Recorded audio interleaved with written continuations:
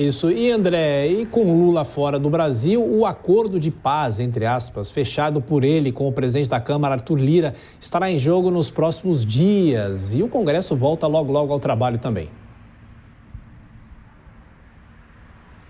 Exatamente. Logo depois do retorno ao Brasil, retorno dessa viagem então pela África, passando por Egito e Etiópia, o presidente Lula e alguns dos principais ministros vão ter pela frente, de fato, esse desafio que você já antecipou, né, Tiago, que é o de apaziguar as insatisfações dos parlamentares do chamado Centrão a respeito da liberação de emendas para a saúde.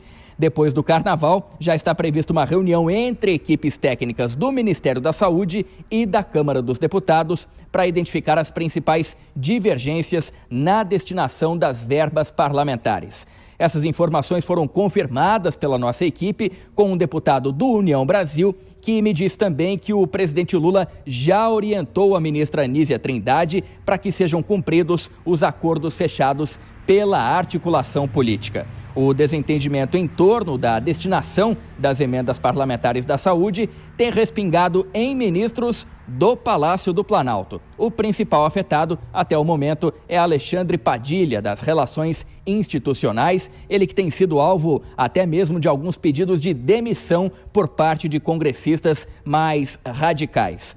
Já algumas alas consideradas mais pacíficas têm defendido a possibilidade de novos diálogos com o governo, não só em torno das verbas da saúde, mas também em relação à distribuição de cargos, a exemplo do que foi feito junto às vice-presidências da Caixa Econômica Federal recentemente. Tiago. Isso, André Anelli. Acabando o carnaval e a gente volta para a realidade da política brasileira. Bom trabalho para você, até mais tarde. E já girando os comentaristas aqui da Jovem Pan, a Dora Kramer conosco sempre, o Nelson Kobayashi já nos estúdios.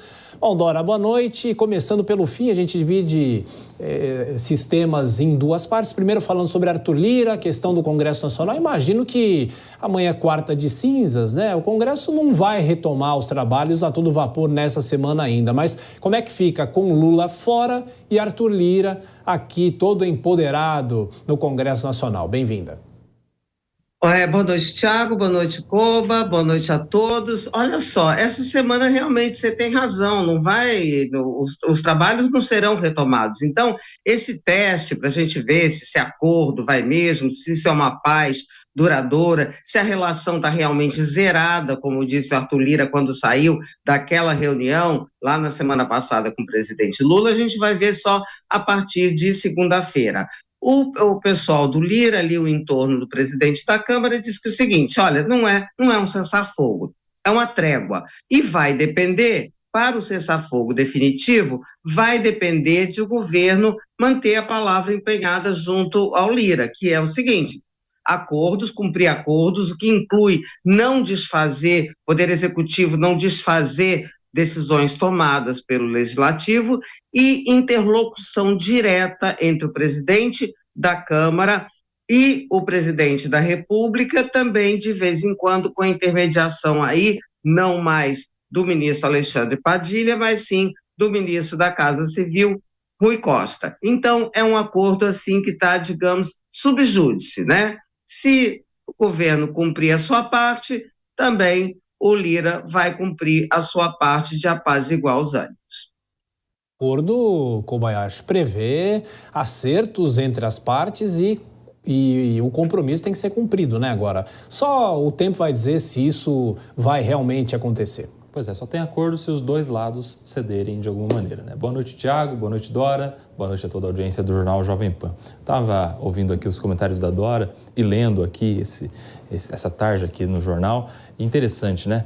Acordo de paz, como está escrito aqui, trégua, cessar fogo. Parece até que a gente está falando da Rússia e da Ucrânia, de Israel e do Hamas, de conflitos, de guerras, e a gente está falando somente do presidente da República e o presidente da Câmara dos Deputados.